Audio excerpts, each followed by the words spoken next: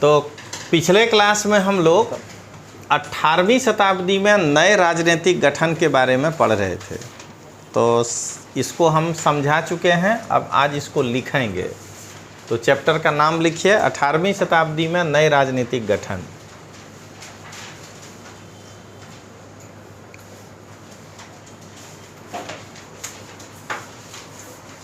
सबसे पहले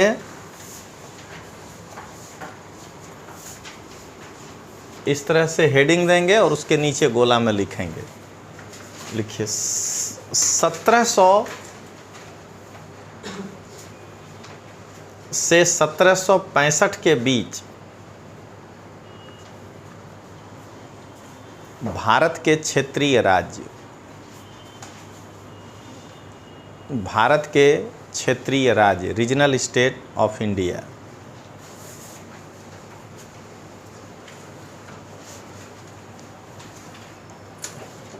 देखिए क्रम संख्या, राज्य और राजधानी,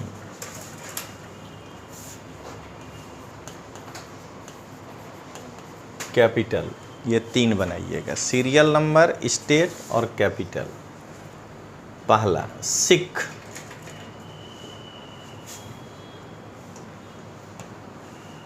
सिख, ये देखिए जो नाम है ना उसी के यहाँ बगल में ये राजधानी है, ठीक है। तो लिखिए लाहौर।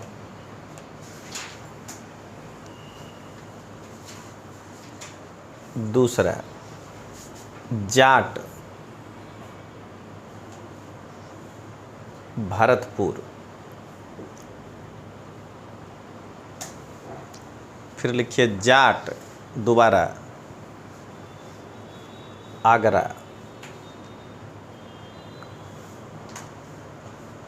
फिर लिखिए आमेर, जयपुर। मारवाड़, जोधपुर।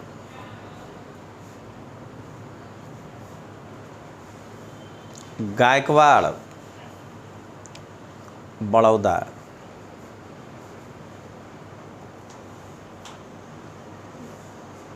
पेशवा, पूना।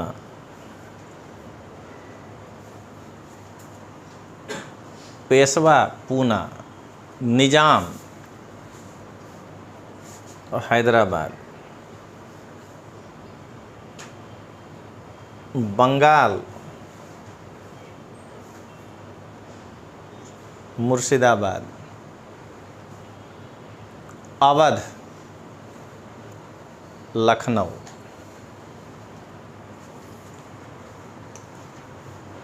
ये हो गया। इस चित्र पर आधारित अगर कोई क्वेश्चन आएगा तो अब अगला फिर इस तरह का बनाइए और फिर गोला में देखेंगे। तो हेडिंग दीजिए ये 18वीं शताब्दी के मध्य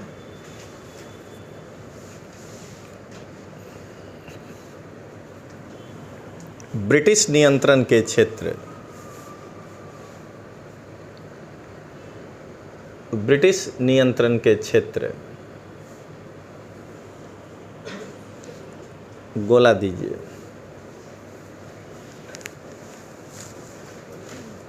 पहला लिखिए बंगाल, डबल डॉट। पहला बंगाल, डबल डॉट। देखिए यहाँ 3 दिखा रहा है। कलकत्ता, कौमा, मुर्शिदाबाद, ढाका। कलकत्ता, मुर्शिदाबाद, ढाका।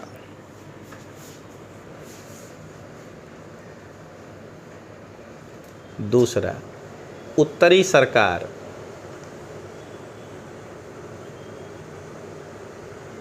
देखिए 2 जगह लिखा है, राजमुंद्री, मसूलीपट्टनम। राजमुंद्री, मसूलीपट्टनम।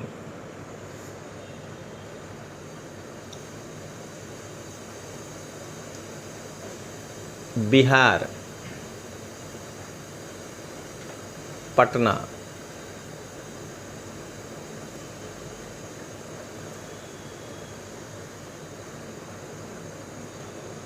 फिर लिखिए कर्नाटक, ये आज वाला नहीं समझिएगा, वहाँ जो नक्शा में है तमिलनाडु तरफ वो वाला कर्नाटक, उसमें केवल लिखिएगा मद्रास, वो वाला इलाका मद्रास, ये जो है ये था अंग्रेज के अधीन। फिर लिखिए बम्बई, सामने बम्बई। तो ये आपका ब्रिटिश क्षेत्र जो एनसीईआरटी में दिया है वो आपको बताए। अब ये हेडिंग दीजिए, मुगल साम्राज्य और परवर्ती मुगलों के लिए संकट के कारण दीजिएगा। ये मेंस का ही प्रश्न डायरेक्ट बनेगा। मुगल साम्राज्य और मुगलों के लिए संकट के कारण।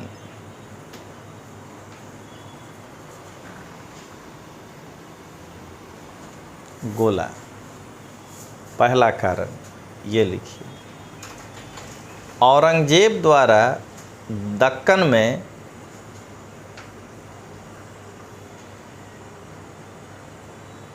लंबी लड़ाई लड़ते हुए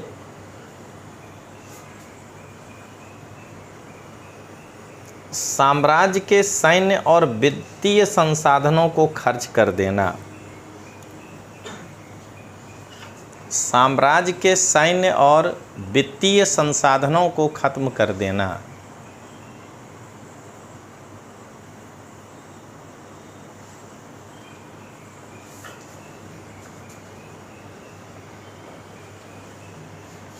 दूसरा, औरंगजेब के उत्तराधिकारी के शासनकाल में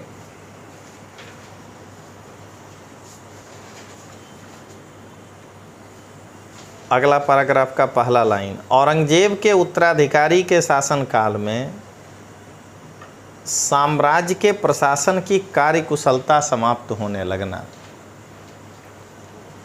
साम्राज्य के प्रशासन की कार्यकुशलता समाप्त होने लगना।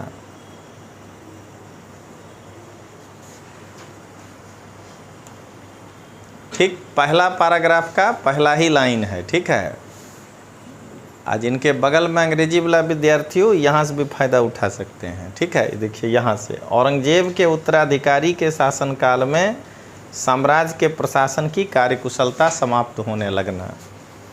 अगला ये जरूर लिखिएगा फिर से यहाँ तक, औरंगजेब के उत्तराधिकारियों के शासनकाल में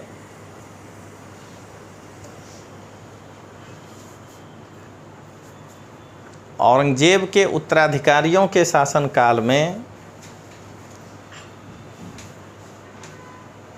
मनसबदारों के, पहले ये काल में यहाँ तक लिख लेना है, उसके बाद और के बाद लिखना है उसी लाइन में, मनसबदारों के शक्तिशाली वर्गों को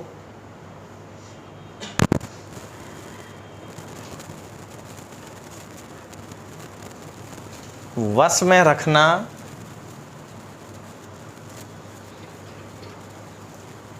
केंद्रीय सत्ता के लिए कठिन।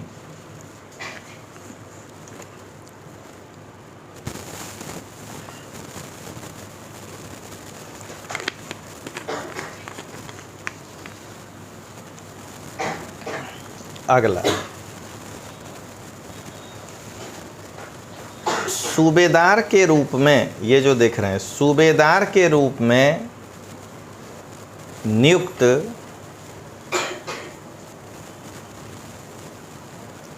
अभिजात वर्ग, देखिए 4 शब्द ही लीजिएगा, सूबेदार के रूप में नियुक्त अभिजात वर्ग। ठीक है, और उसके बाद यहाँ शुरू करिएगा, वर्ग से, बाद वाला लाइन में जो इससे है, वर्ग से मुगल साम्राज्य के विशाल क्षेत्रों, यहाँ इससे का से, मुगल साम्राज्य के विशाल क्षेत्रों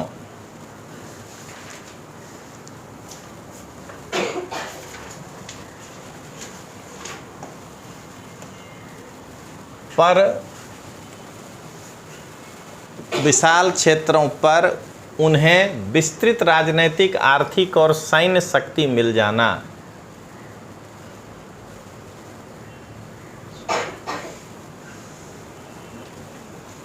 कोई बात नहीं। अब सैन्य शक्ति मिल जाना, फिर लिखिए सूबेदारों के द्वारा, अगला सूबेदारों के द्वारा राजधानी में पहुंचने वाले राजस्व की मात्रा में कमी कर देना। सूबेदार के द्वारा, देखिए ना अगला पन्ना में, ठीक उत्तर पश्चिम भारत के ऊपर वाला लाइन, सूबेदार के द्वारा राजधानी में पहुंचने वाले राजस्व की मात्रा में कमी कर देना। जहाँ है ना ऊपर कि विस्तृत राजनीतिक आर्थिक सैन्य शक्ति मिल गई, तो जैसे जैसे सूबेदारों ने बस वहीं पर चेंज किए, सूबेदार के द्वारा, फिर लिखा है ना प्रांतों पर अपना नियंत्रण सुदृढ़ किया, नहीं लिखना है, राजधानी में पहुंचने वाले राजस्व की मात्रा को कम कर देना। अगला ये देखिए, यहाँ से उत्तरी और पश्चिमी भारत के अनेक हिस्सों में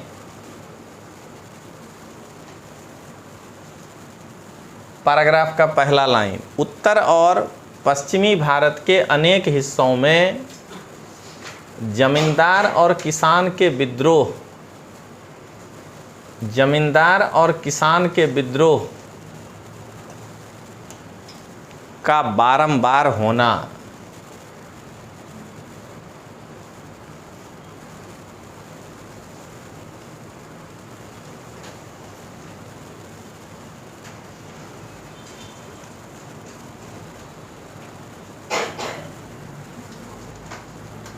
ठीक ना, यहाँ से किसान के विद्रोहों का बारंबार होना। एक और लास्ट, धीरे धीरे प्रांतीय सूबेदार, देखिए यहाँ से धीरे धीरे ये राजनीतिक आर्थिक सत्ता बाद में लिखेंगे, ठीक ना। प्रांतीय सूबेदार, स्थानीय सरदार और अन्य समूहों के हाथ में राजनीतिक और आर्थिक सत्ता आ जाना। ठीक ना, धीरे धीरे प्रांतीय सूबेदार, स्थानीय सरदार और अन्य समूहों के हाथ में राजनीतिक और आर्थिक सत्ता आ जाना।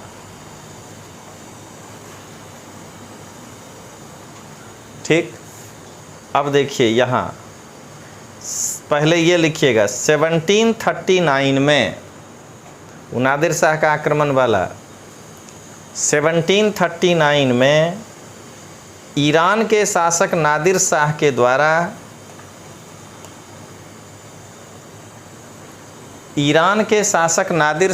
द्वारा दिल्ली पर आक्रमण कर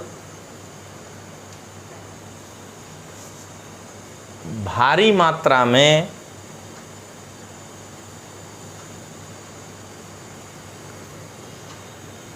धन दौलत ले जाना, भारी मात्रा में धन दौलत ले जाना। ये देखिए, ये अफगान शासक अहमद शाह अब्दाली के द्वारा, अफगान शासक अहमद शाह अब्दाली के द्वारा भारत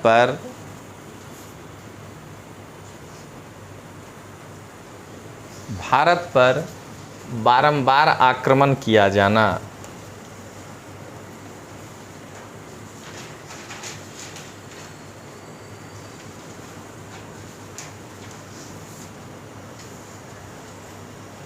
ये उत्तरवर्ती मुगल अभिजात वर्गों का, यहाँ लिखा है ना ये अभिजात, तो लेटर मुगल और अभिजात वर्ग, उत्तर मुगल अभिजात वर्गों का ईरानी और तुरानी नामक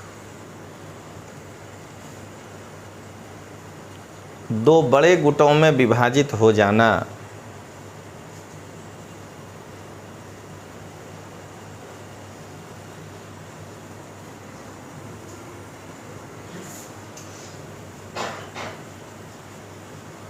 मुगल दरबारियों का मुगल कोर्ट जो थे ऑफिसर, मुगल दरबारियों का बादशाह के ऊपर नियंत्रण स्थापित कर लेना।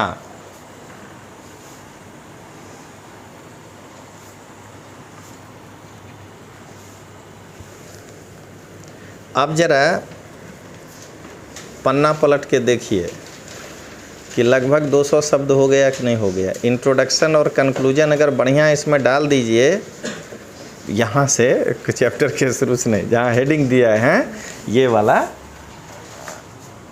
ये ठीक ना। तो देखिए 2 प्रश्न का उत्तर एक ही है।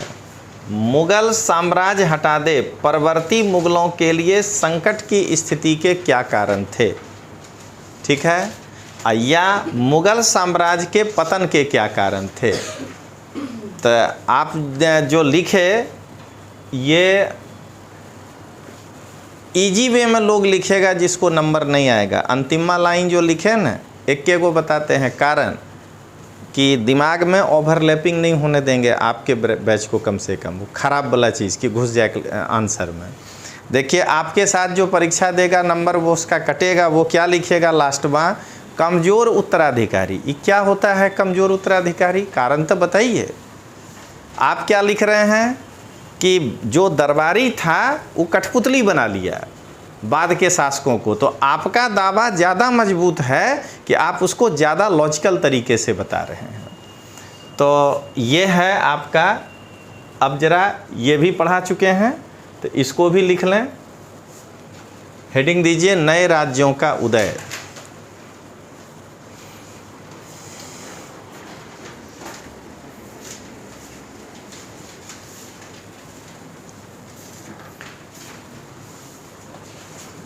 कुछ नहीं, इसमें बस इतना ही जानना है। तो क्या करना है, फिर ऐसे ही डैश देंगे, बाद में गोले के रूप में लिखेंगे। जो परसों समझाए ना, वो अभी लिखने के बाद एकदम क्लियर हो गया होगा कि हम कहना क्या चाह रहे थे। तो पहले कहानी जब सुनिएगा, बाद में उसको ऐसे बांध के लिख लीजिएगा तो पता चलेगा। और दूसरा, आप एक एक्सपेरिमेंट करिएगा कि आपका कोई दोस्त जो आईएएस का तैयारी करता हो, आज थोड़ा जोर से बोलता हो कि एनसीईआरटी पढ़ना चाहिए, उसको इतना जो अभी लिखा है ना ये वाला दे दीजिए, कहिए भाई समझा दो खाली कि क्या है। तो चूंकि वो कहानी नहीं सुना है तो एक्सप्लेन नहीं कर पाएगा, वो बार बार यही कहेगा कि बढ़िया लिखे हो यार।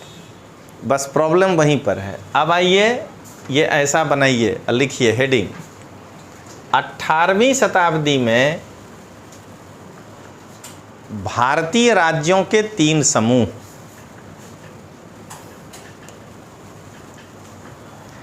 अगला जब क्लास आएगा तब हस्ती और गार्गी को अलग अलग बिठा देंगे। नहीं सर, इसी में इतने गप दोनों ज़्यादा करते हैं, तो इसीलिए जो है कई बार नहीं होता है कि गप मुंह से नहीं होता है, फिर भी हो जाता है।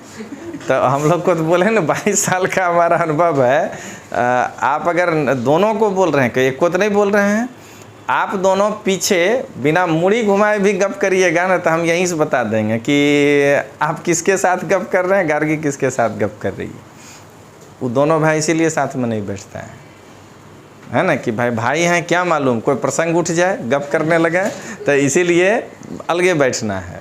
तो चलिए अब देखते हैं, लिखिए पहला क्या लिखे, 18वीं शताब्दी के राज्यों के 3 समूह। पहला ये शुरू, ये अवध ववध नहीं करिएगा, पहले यहाँ से लिखिए, वह राज्य जो पहले मुगल प्रांत थे। वह राज्य जो पहले, नंबर 1, ये जो पहला नंबर है उसमें देखिए लिखे हैं, वह राज्य जो पहले मुगल प्रांत थे। अवध, बंगाल और हैदराबाद, डबल डॉट दे करके याद रहे तुरंत। अवध, बंगाल और हैदराबाद। ठीक, उसके नीचे नंबर 1 दिए हैं ना, तो उसके नीचे फिर गोला दे के लिखिए, नंबर 2 मत दीजिएगा, लिखिए इन राज्यों के शासक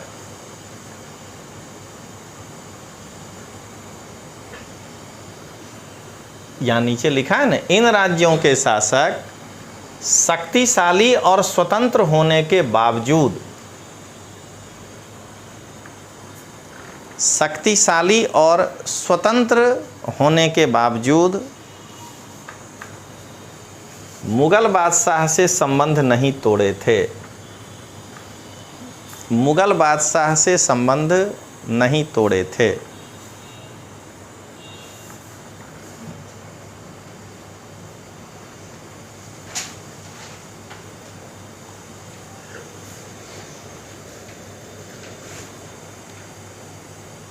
हो गया। अब दीजिए दूसरा नंबर, ये ऐसे राज्य जो मुगल के पुराने शासनकाल में जागीर के रूप में स्वतंत्र थे, जागीर के रूप में स्वतंत्र थे।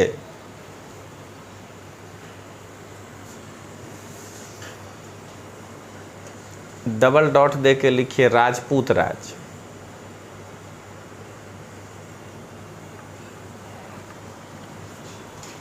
राजपूत राज, आमेर, मारवाड़, ये सब। बुंदेला लिख लीजिए, राजपूत राज ब्रैकेट में लिख लीजिए, आमेर, मारवाड़, बुंदेला।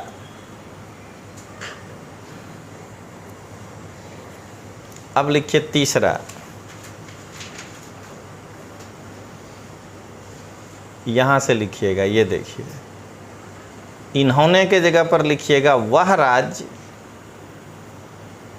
जिसने कड़े और लंबे सशस्त्र संघर्ष के बाद मुगलों से स्वतंत्रता छीन कर ली थी। वह राज्य जिसने कड़े और लंबे सशस्त्र संघर्ष के बाद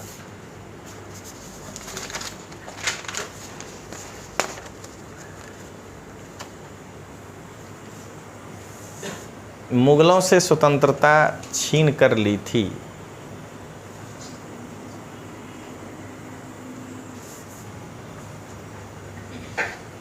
डबल डॉट दे के लिखिएगा मराठे, सिख और जाट। मराठे, सिख और जाट। यहाँ तक हम लोग पिछले क्लास में पढ़े थे, जो आपको क्लियर हो गया। अब आइए, अब इन्हीं में से 1, 2, 3 को आपको पढ़ाएगा। पुराने मुगल प्रांत, ये देखिए जो पहले मुगल प्रांत थे, यानी अवध, बंगाल और हैदराबाद हम लोग आगे पढ़ने जा रहे हैं। प्रथम श्रेणी का राज्य, उसके बारे में जानेंगे। तब पुराने मुगल प्रांत क्या कह रहा है? पुराने मुगल प्रांतों से जिन उत्तराधिकारी राज्यों का उदय हुआ, उनमें 3 राज्य प्रमुख थे, अवध, बंगाल और हैदराबाद। यानी आगे ध्यान रखना है कि जैसे आप किताब बदलिएगा ना, तो लेखक के लिखने का स्टाइल बदलता है। तो बिपिन चंद्रा की किताब जब आप निकालिएगा, वो आपके रास्ते माने हैं, बारबाम जब आप पहुंचिएगा, वहाँ जो वो लिखे हैं, वहाँ वो इसके लिए यहाँ हेडिंग पुराने मुगल प्रांत नहीं लिखा है, उत्तराधिकारी राज्य लिखा है हेडिंग। तो यानी उसको उत्तराधिकारी राज्य ही कहिएगा कि उत्तराधिकार के रूप में गवर्नर का पद मिला, अब बाद में वो स्वतंत्र हो गया। तीनों ही राज्य उच्च मुगल अभिजातों के द्वारा स्थापित किए गए थे। उच्च मुगल अभिजात का मतलब ये हुआ कि मुर्शीद कुली खान, मुर्शीद और कुली इम्पोर्टेंट नहीं है, पीछे का नाम खान इम्पोर्टेंट है। सलमान थोड़े इम्पोर्टेंट है, खान इम्पोर्टेंट। ये खान कौन था? ठीक है, तो ध्यान रखिएगा। 1 लाख सेना को अपने साथ लेकर चलता था, उसको कहते थे खान। जरा उसका पावर और पोस्ट समझिएगा कि मुगल साम्राज्य में कहाँ होगा। 10 सिपाही पर, मतलब वहाँ 10-10 का वर्गीकरण था, तो 10 सिपाही पर एक होता था हेड कांस्टेबल। उस 10 हेड कांस्टेबल को देखने वाला पीएसआई, जिसको वहाँ उस समय कहते थे अमीर, उस 10 अमीर पर मलिक होता था, और उस 10 मलिक पर खान होता था, और वैसे वैसे 10 खान के ऊपर मुगल बादशाह होता था। तब मुगल बादशाह के पास लमसम 10 लाख सेना का कैपेसिटी होता था। अब उसमें कितना पोस्ट भरा तनख्वाह के आधार पर, वो अलग मुद्दा है। ये जानकारी के बाद देखिए तो आप जो अभी पतन के कारण में दूसरा कारण लिखे थे आ गया, प्रशासनिक व्यय कर ही नहीं पाया। या तो वो 10 लाख सैनिक नहीं रखेगा तो इफेक्टिवनेस ख़त्म होगा, या तो 10 लाख को तनख्वाह नहीं दे पाएगा तो भी वो लोग विद्रोही हो करके अपना अपना स्वतंत्र सत्ता स्थापित करेगा। तो ये लोग उच्च अभिजात थे। हम क्या बोलते हैं, हैदराबाद का जो नवाब है उसके भी नाम के पीछे, जान के पहला नाम नहीं बता रहे हैं, खान, यानी 10 खान में से 2 तो यहीं हो गया। और अवध का जो नवाब है वो वाजिद अली शाह बाद में हुआ। शाह का मतलब होता है सुप्रीम पावर पर्शियन भाषा में।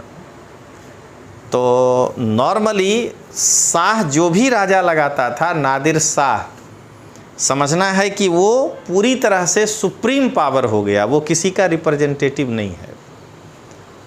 मोहम्मद शाह गोरी नहीं लगा पाया, मतलब मोहम्मद गोरी भारत में राजा दिख रहा है लेकिन वो राजा है नहीं। वो जो है उसका नाम है मुइजुद्दीन मोहम्मद बिन शाम। इस नाम का कोई भी गोर में राजा नहीं था। गोर का रहने वाला है इसलिए कहा गोरी। जैसे लखनऊ का रहने वाला आदमी लखनवी, सुल्तानपुर का रहने वाला आदमी सुल्तानपुरी। बोलते हैं ना, फैयाज भागलपुरी गाना लिखता था, भागलपुर का रहने वाला। तो वैसे ही गोर का रहने वाला गोरी, गजनी का रहने वाला गजनी। तो गोर का राजा का जब लिस्ट निकालिएगा तो उसमें कोई नहीं नज़र आएगा आपको मुइजुद्दीन मोहम्मद बिन शाम। वहाँ पर नाम आएगा शिहाबुद्दीन मोहम्मद बिन शाम, जो कि मोहम्मद गोरी का बड़ा भाई था। ये उसका राजा रिप्रेजेंटेटिव बनकर यहाँ आया था। लेकिन 1198 में उस भाई की मृत्यु हो गई, यानी तराइन का लड़ाई ये राजा के रूप में नहीं लड़ा है, ये रिप्रेजेंटेटिव के रूप में लड़ा है। उसके बाद ये वहाँ का राजा हो गया क्योंकि उसके भाई को लड़का नहीं था। अब समझ में आ गया। उसी तरह जब सिंध पर अरब आक्रमण करेगा तो अरब आक्रमण करने वाले का नाम है इमाउद्दीन मोहम्मद बिन कासिम। अपने क्या सोच रहे हैं कि ये कासिम राजा है, राजा नहीं है, वो अरब से आया है। उसको अरब के एक क्षेत्र का गवर्नर बनाया गया था, राजा तो अल-हज्जाज था। तो वैसे ही क्या देख रहे हैं यहाँ पर कि वाजिद अली शाह लगा दिया अपने नाम के आगे, मतलब अब वो अपने गले से मुगल बादशाह का रुमाल खोल के फेंक दिया, ठीक है, क्योंकि उसने शाह लगा दिया, यानी अब हम अवध के सर्वे सर्वा हैं। एक्चुअली वाजिद अली शाह का परदादा ही कहा कि अब हम स्वतंत्र हैं। सीनियर लोग को लिखाए हैं, 7वां राजा जो था वो अब अपने को नवाब नहीं कहता है, वो अपने को राजा का उपाधि ले लिया। लेकिन पहला जो है वो है सआदत खान। तो यानी 10 खान में से 3 खान को भरोसा करके जो है बादशाह एक एक इलाके का गवर्नर बना के भेजा कि ये तो वही हुआ उच्च वर्ग। यानी जैसे अगर हिंदू राजा होता तो किसी ब्राह्मण को बना के भेज देता, किसी राजपूत को बना के भेज देता, इसीलिए उसका नाम हुआ उच्च। अभिजात, अभिजात का मतलब हुआ हायर क्लास, मतलब उसके मन में हमेशा होगा अकड़ कि हम कुछ हैं, आई एम समथिंग, हम खान हैं। तो इसीलिए वर्ड यूज किया उच्च मुगल अभिजात के द्वारा स्थापित। ठीक है, इन तीनों देख लीजिए, सादत खान, अभी बोले ना हम देखे नहीं थे, मुर्शीद कुली खान, ये जो आसफ जा है ये भी पूरा है आसफ जा खान। ठीक है ना, तो ये तीनों मिलकर के, तीनों को मुगल दरबार में ऊंचा स्थान था और मुगल शासक को उन पर भरोसा था। आसफ जा और मुर्शीद कुली खान दोनों को 7-7 हजार जात का दर्जा मिला हुआ था, जबकि सादत खान को 6,000 जात का दर्जा मिला था। ज़रा पिछला क्लास याद करिए, हमने आपको बताया है कि मनसबदारी प्रथा में मनसब 2 भागों में बटा हुआ था। एक को कहते थे जात और एक को कहते थे सवार। फिर आपको क्या बताए थे कि अगर कहा जाए कि 5,000 सवार, तो इसका मतलब ये हुआ कि आपको 5,000 घुड़सवार हमेशा रखना है। ठीक ना, राजा उसका तनख्वाह देगा, लेकिन आपका सम्मान कि आप हमेशा 5,000 घुड़सवार के साथ चल रहे हैं। और जात का मतलब होता था सैलरी, जिससे आपका स्टेटस पता चलता था। अगर कह दिया राजा कि 1 जात बराबर 10 रुपया, तो जिसका 7,000 जात का दर्जा था वो 70,000 रुपया तनख्वाह पाता था, और जिसका 6,000 जात का है वो 60,000 रुपया तनख्वाह पाता था। क्लियर हो गया? इनका लेवल यही समझ लीजिएगा कि 9,000 जात केवल राजकुमारों को दिया जाता था, यानी ये सबसे हाईएस्ट तनख्वाह वाला आदमी होता था। तो 9,000 जो जात है वो राजकुमारों को मिलता था, यानी बाकी सबको तो उसके नीचे ही रहना है। तो अब उसमें ये 7,000 के पास था, यानी कितना हाई लेवल का अधिकारी उसका होगा। और आपको जान के आश्चर्य होगा कि इससे भी आप अंदाज़ा लगा सकते हैं कि अकबर ने मान सिंह जैसे अपने साले को 8,000 का मनसबदारी दिया था, 8,000 जात। जोधा के भाई को कहा कि भाई तुम 8,000 जात, भरोसेमंद तो होगा ना सबसे ज़्यादा, तब कहा कि 8,000 जात। तो इसीलिए इसके लिए वर्ड यूज हुआ अभिजात वर्ग, उच्च मुगल अभिजात वर्ग। अब आइए ज़रा हैदराबाद को देखें। निजाम उल मुल्क आसफ जा, जिसने हैदराबाद राज्य की स्थापना की, सबसे पहले निजाम उल मुल्क की उपाधि इसने क्यों ली? तो मुगल बादशाह का जो बादशाहत हुआ, यानी जो राज्य हुआ, उस राज्य को उसने कई मुल्कों में बांटा, यानी कई प्रांतों में बांटा। ठीक है ना, मुल्क यानी प्रांत। तो अभी आपको समझाते हैं मुल्क के बारे में। हमको पता है कि जो गुजराती लड़का है उसको छोड़कर, जिसका बेस गुजराती है, कोई मानने के लिए नहीं तैयार है मने मन कि प्रांत कैसे हुआ। तो अभी हम बताते हैं, जीपीएससी में जब आप फार्म भरते हैं तो सबसे पहला कैडर के आगे लिखा होता है GAS, गुजरात एडमिनिस्ट्रेटिव सर्विस। ज़रा पढ़िएगा फार्म में कि उसके बगल में गुजराती में क्या लिखा होता है, गुजरात मुल्की सेवा। समझ गए, यानी गुजरात प्रांत की सेवा। तो अपने गुजराती शब्द में बहुत सारे पर्शियन शब्द भी हैं। जैसे आप कहते हैं नायब मामलतदार, नायब शब्द नहीं है गुजराती, नायब शब्द जो है वो पर्शियन शब्द है। तो अब सुनिएगा, तो मुल्क का मतलब हुआ प्रांत, और निजाम का मतलब होता है रिप्रेजेंटेटिव। और अब आप पूछना चाहते हैं कि उल का मतलब क्या होता है, तो ये देखिए, एक किताब है जिसको अबू रेहान ने लिखा है, जिसका नाम है किताब उल हिंद। ठीक न, हिंदी लिखते समय इस पर्शियन को भी हम उलट नहीं पाए, क्योंकि हमारे पढ़ने का आदत इधर से है, अब पर्शियन पढ़ा इधर से जाता है। तो हकीकत में ये है हिंद उल किताब, क्योंकि पर्शियन उल्टा पढ़ा जाता है। तो हिंद का मतलब हुआ हिंदुस्तान, उल जहाँ लगता है वो होता है काके की, हिंदी में ना नीनू, तो हिंदुस्तान की किताब, यानी इसके अंदर हिंदुस्तान का वर्णन होगा। तो उसी तरह अब जरा बताइए, निजाम उल मुल्क, तो हम उल्टा लिखे हैं, ये हकीकत में क्या है, मुल्क उल निजाम, ठीक ना। तो मुल्क यानी प्रांत, उल बने काके की, जो सेट होगा वो करिएगा, मुल्क का, और निजाम का मतलब रिप्रेजेंटेटिव, और वो लिटरल मीनिंग हुआ, उसका पर्सनल मीनिंग होता है गवर्नर। तो आसफ जाह को सबसे पहले हैदराबाद नामक मुल्क का गवर्नर नियुक्त किया गया था। क्लियर हो गया। और उसी ने बाद में कहा कि ये राज्य हमारा है, वो हैदराबाद राज्य बना लिया। मुगल बादशाह फर्रुखसियर के दरबार का एक अत्यंत शक्तिशाली सदस्य था। अब जरा इसका परिचय समझिए कि आसफ जाह कौन है।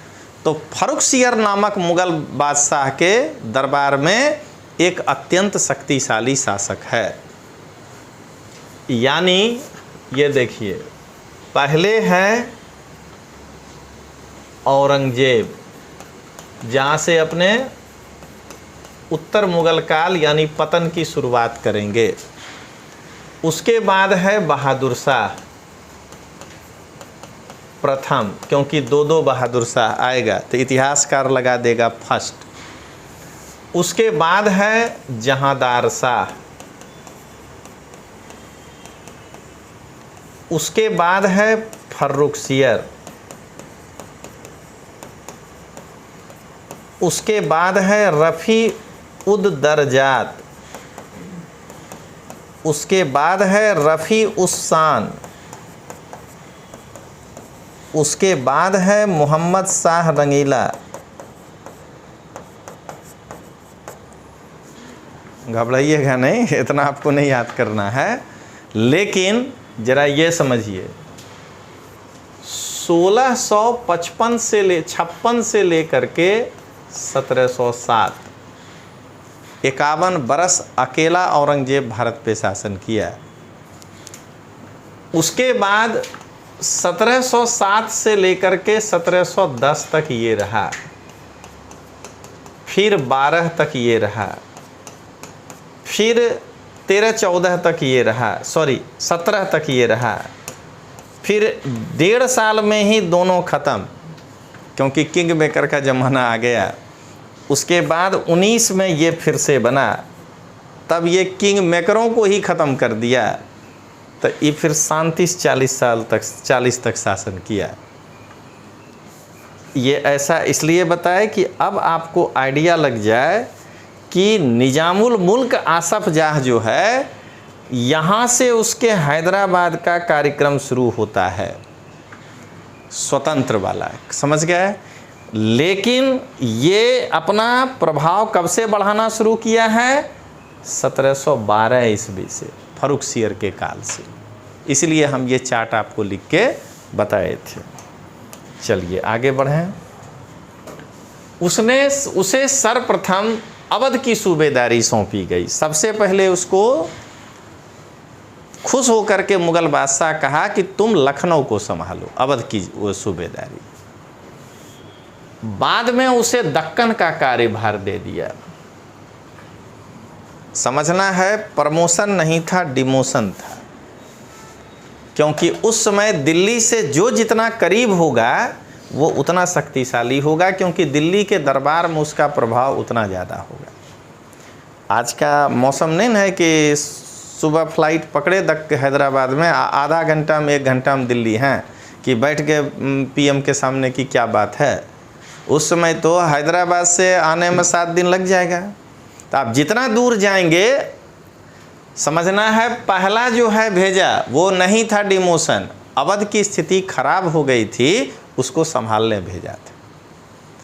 अब आइए 1720 से 22 के मध्य दक्कन प्रांत का सूबेदार होने की वजह से आसफ जाह के पास पहले से ही राजनीतिक और वित्तीय प्रशासन का पूरा नियंत्रण।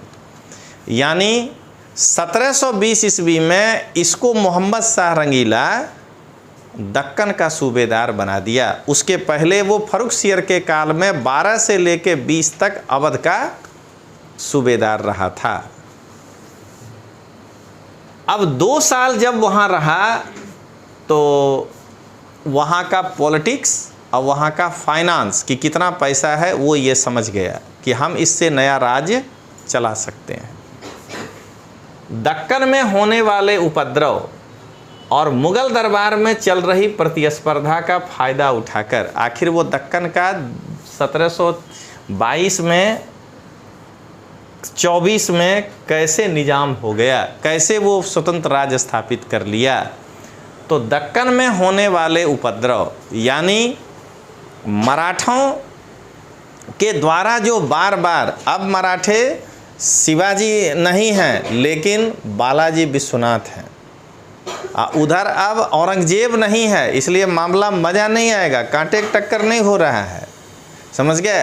अब बालाजी विश्वनाथ के कारण पेशवा अति शक्तिशाली हो गया है और मोहम्मद शाह रंगीला के कारण मुग़ल बहुत कमज़ोर हो गया।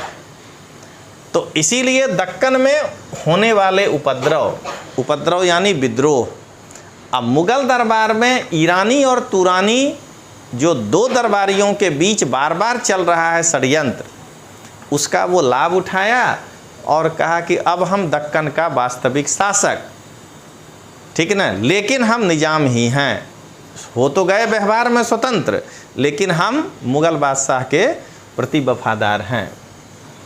आसफ जाह अपने लिए कुशल सैनिक और प्रशासकों को उत्तर भारत से लाया और दक्षिण में नए अवसर पाकर प्रसन्न थे वे।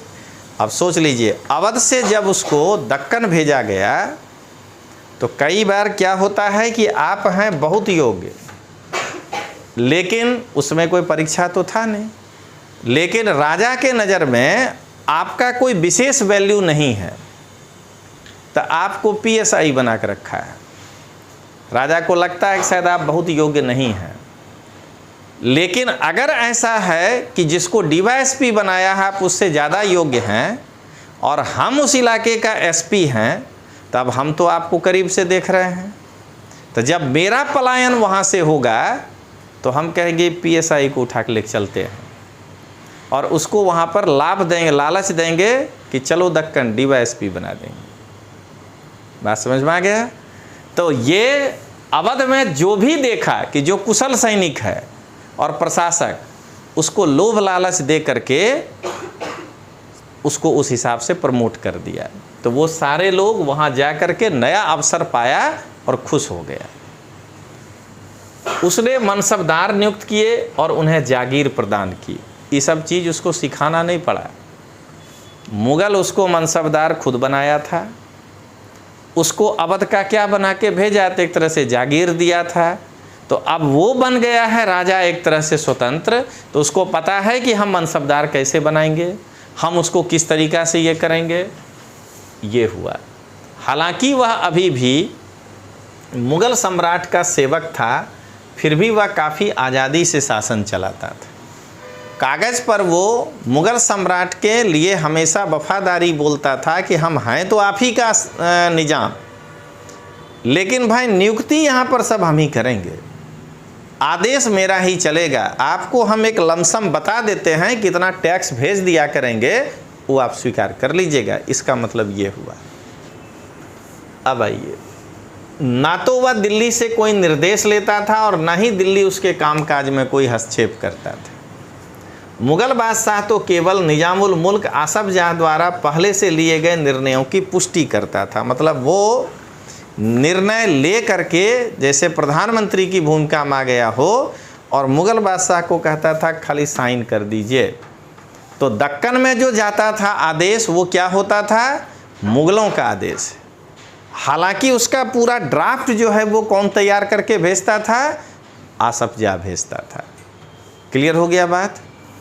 अब आइए, हैदराबाद राज्य पश्चिम की ओर मराठों के विरुद्ध और पठारी क्षेत्र के स्वतंत्र तेलुगु नायकों के साथ युद्ध करने में सदा संलग्न था। मतलब ध्यान रखिएगा कि जिसको आज आप हैदराबाद देख रहे हैं, नक्शा निकालिए, पॉलिटिकल मैप ऑफ इंडिया, टीटी केबला। क्या हुआ, नहीं लाए हैं? दोनों गायब होइएगा तो गड़बड़ हो जाएगा। इस पर एक बहुत अच्छा कहानी है। एक राजा बोला एक गांव के आदमी को कि एक तालाब है, इसमें सब लोग कल एक एक लोटा दूध डालना, दूध का तालाब बन जाएगा। तो गांव का आदमी सोचा कि एगो हम नहीं डालेंगे तो क्या होगा, थोड़े पता चलेगा, हम पानी डाल देते हैं, बाकी सब दूध डालेगा। बस सब यही सोच लिया, तो सब एक एक लोटा पानी लेकर पहुंच गया। पता चला कि वो पानी का तालाब हो गया, दूध का तालाब ही नहीं रहा। तो वो दोनों यही सोचे होंगे कि नहीं, सुनिए तो बताएं पूरा, कि अगला सीट पे हम बैठेंगे, पिछला कोई और बैठेगा, एडजस्ट कर लेंगे। तो सब एक एक लोटा पानी डाल दिए। निकालिए पॉलिटिकल मैप, कौन वाला जो निकाले हैं वो वाला नहीं, जहां महाराष्ट्र बड़ा सा दिखाई दे आगे के पेज में।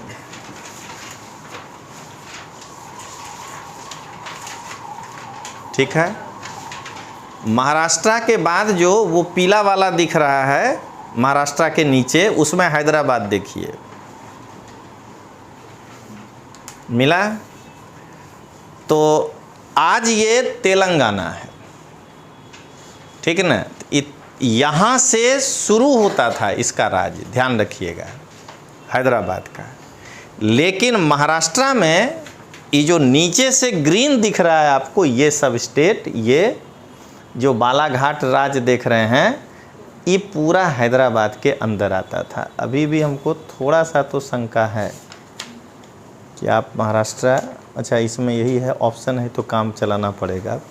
वो नीचे जितना देख रहे हैं, ये जो ग्रीन वाला पार्ट, ये जो हैदराबाद, ये हुआ तेलंगाना। ये देखिए हैदराबाद से जो रेलवे ट्रैक निकला है, उस ट्रैक से महाराष्ट्र में इन करिए, ठीक, उससे हो जाइए पश्चिम, ट्रैक के इधर है विदर्भ, ट्रैक से पश्चिम हो जाइए। अब बस इसी को जहाँ तक महाराष्ट्र लाल से लिखा है ना, इसको ऐसे घेर दीजिए। ये अब प्लस ये जो तेलंगाना वाला हैदराबाद है, ये मिला करके उस समय का था हैदराबाद राज्य। उसके बोलने से दे देंगे पाकिस्तान को। अब समझ में आया कि 48 का झगड़ा क्या था? वो कोई छोटा सा राज्य था क्या? हम आप जब सोचते हैं हैदराबाद का विलय, तो क्या सोचते हैं? ओवैसी वाला एगो महानगर पालिका। हैदराबाद राज्य को का मतलब होता है ये दूसरा, अभी ख़त्म नहीं हुआ। 26 नंबर पेज में आ जाइए, ये देखिए, यहाँ से क्लियर होगा। ये जो 26 नंबर पेज में तेलंगाना में हैदराबाद दिख रहा है, उसी रेलवे ट्रैक से ऊपर आइएगा, तब महाराष्ट्र घेरिएगा। अब प्लस ये कर्नाटका का नीचे का जो ये एक लाल लाइन दिख रहा है ना, रेलवे लाइन कर्नाटका में, उसको घेर लीजिएगा। वो भी उसमें शामिल था, वो मिला करके था हैदराबाद राज्य, ठीक है ना? इतना बड़ा राज एरिया घेर के बैठा था, कह रहा था कि हम पाकिस्तान चले जाएंगे। समझ गए? इसको कैसे दे देगा भाई? तुमको अकेले जाना है, जाओ, कोई मना किया है? आप बता रहे हैं, जरा देखिए, इसी को कहते हैं डिप्लोमेसी। जब हैदराबाद को हम विलय कराए 1948 में, तब कहे ABCD का राज्य। अभी आप पढ़ेंगे पॉलिटी में आगे, भारत के राज्यों को उसमें हम ABCD करके 4 भागों में बांटे थे। आज के जैसा राज्य और यूटी नहीं था, संघ राज्य उस समय, ठीक है? क्योंकि सब लोग अपनी पहचान के लिए लड़ रहा था। जैसे ही राज्य का पुनर्गठन किए 1956 में, हम लोग कहे कि इसको 3 राज्यों में बांटो। अगर एक हैदराबाद हुआ तो ये हमेशा बलवा करेगा। थोड़ा जो है उसमें क्या था, वो तो तलवार के बल पे मिला लिया था। तब भाषा के नाम पे लोग को उखाड़ो। जो मराठी भाषी है उसको कहो तुम महाराष्ट्र में चले जाओ, कभी नहीं विरोध करेगा। समझ गए? जो क्या कहते हैं कन्नड़ भाषी है, उसको भेज दो कर्नाटका में। और ये जो आगे अभी आप पढ़ने जा रहे हैं, माधे बताए क्या देख रहे हैं? तेलुगु सेना नायकों के साथ युद्ध हुआ। तो अब हैदराबाद के इधर आज जिसको आप आंध्र प्रदेश कहते हैं वो भी हैदराबाद राज्य में शामिल था, केवल समुद्र नहीं उसको था पूरब की ओर। समझ गए? तो क्या किए, थोड़ा सा पार्ट उठा के आंध्रा को दे दिए, थोड़ा सा पार्ट नीचे से उठा के तमिलनाडु को दिए, थोड़ा सा बायां तरफ कर्नाटका को दिए, थोड़ा सा ऊपर महाराष्ट्र को दिए। हम बोले बोलो भाई अब क्या करोगे आंदोलन। इस तरह से राज्य को बिखेर दिए। समझ गए? हर जगह काट क्या खेले, भाषा। उसी का नुकसान हुआ बाद में, जो भाषाई आधार पर इतने राज्य बने। अब तो लोगों को एक गेम मिल गया ना कि भाई अगर तेलुगु भाषी को एक नया राज, कन्नड़ भाषी को एक नया राज, तो गुजराती भाषी क्या गलती किया है भाई, तो हमको भी एक नया राज।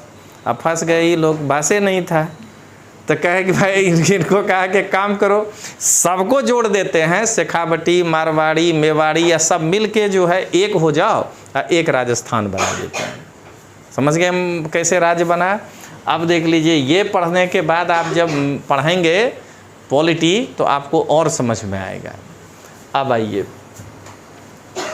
पूर्व दिशा में निजामुल मुल्क आसफजाह कोरमंडल तट पर स्थित वस्त्रोत्पादक धन संपन्न क्षेत्र पर अपना नियंत्रण प्राप्त करने का महत्वाकांक्षा रखता था।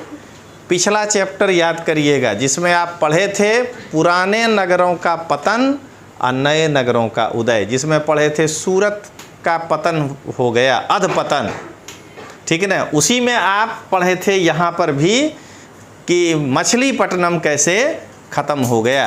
तो वह एक वस्त्र उत्पादक क्षेत्र था, तो उस पर नज़र था निजाम का, लेकिन उसकी महत्वाकांक्षा इस कारण से वहाँ पूरी नहीं हुई। उस चैप्टर को याद करिए कि उसको ब्रिटिशों ने अपने नियंत्रण में ले लिया।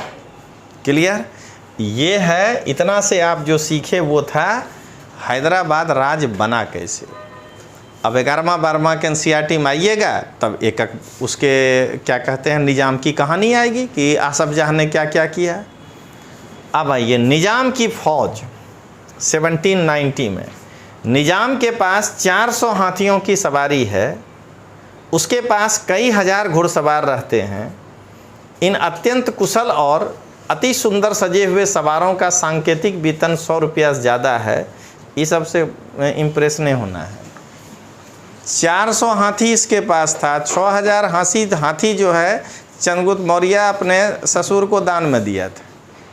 समझ गए? तो यही दोनों में फ़र्क है। अब आइए आगे, अवध, ये एकदम क्लियर हो गया एक प्रांत। अब आइए अवध, बुरहान उल मुल्क, यानी नाम तो है सादत खान लेकिन वो मुल्क का बुरहान है। यहाँ बुरहान का मतलब वही हुआ रिप्रेजेंटेटिव, गवर्नर, ठीक है। सादत खान को 1722 में अवध का सूबेदार नियुक्त किया। शब्द पकड़िएगा, इसने उपाधि ली है बुरहान उल मुल्क की, लेकिन इसका हैसियत एक सूबेदार का है। सूबेदार का मतलब होता है गवर्नर। मुगल काल में आप तो अभी क्या देख रहे हैं, खाली आप कंसेप्ट सीख रहे हैं। जब वो वाला इतिहास आएगा कि भाई अब अकबर के बाद जहांगीर, जहांगीर के बाद, तब बताएंगे मुगल प्रशासन। तो मुगल प्रशासन में मुगल अपने साम्राज्य को कई प्रांतों में विभाजित किया था, जिसका हेड को कहता था सूबेदार। वो आज के गवर्नर के जैसा होता था, ठीक है। तो इसको अवध का गवर्नर बनाया था, ठीक है। मुगल साम्राज्य का विघटन होने पर जो राज्य बने उनमें यह एक सर्वाधिक महत्वपूर्ण राज्य था। क्यों था? तो अवध एक समृद्धशाली प्रदेश था जो गंगा नदी के उपजाऊ मैदान में फैला हुआ था और उत्तरी भारत और बंगाल के बीच व्यापार का मुख्य मार्ग उसी से होकर गुजरता था। यूपी निकालिए,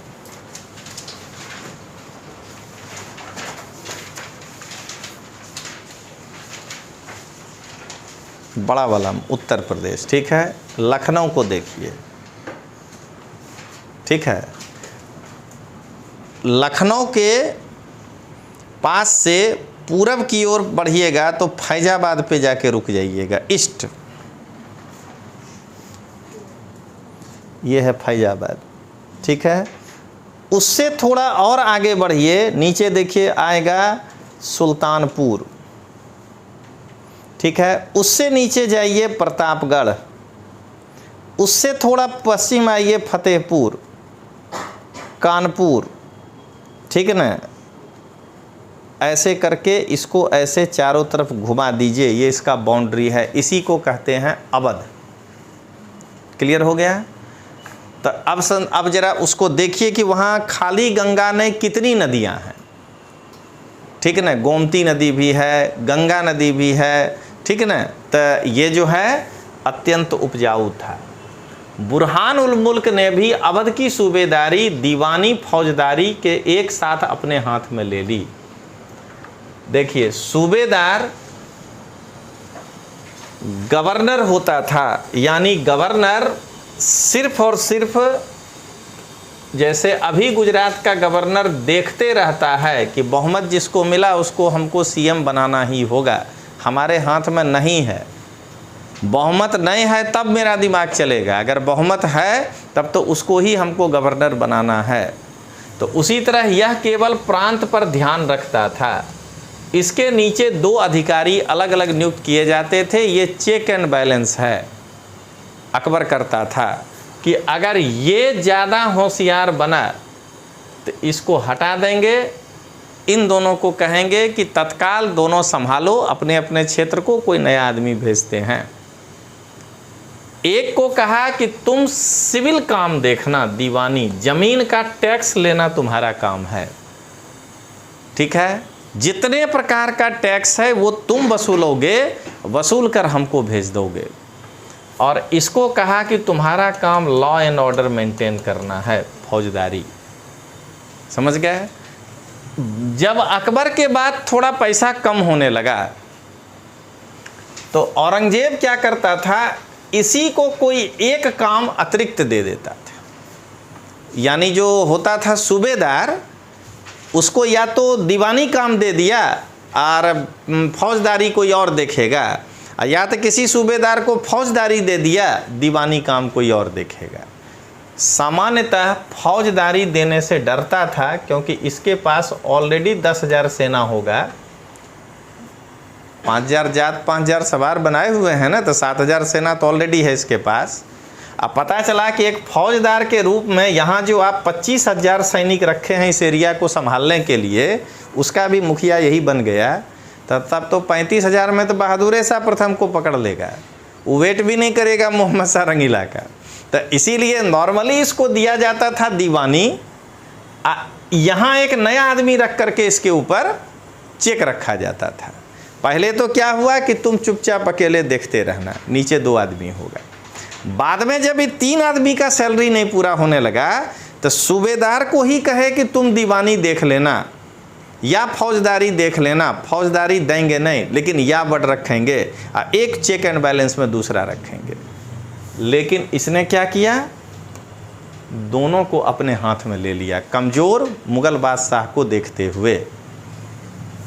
सूबे के राजनीतिक, वित्तीय, सैनिक मामले सबका भेद हो गया क्योंकि उसके पास दीवानी भी आ गया, फौजदारी भी आ गया।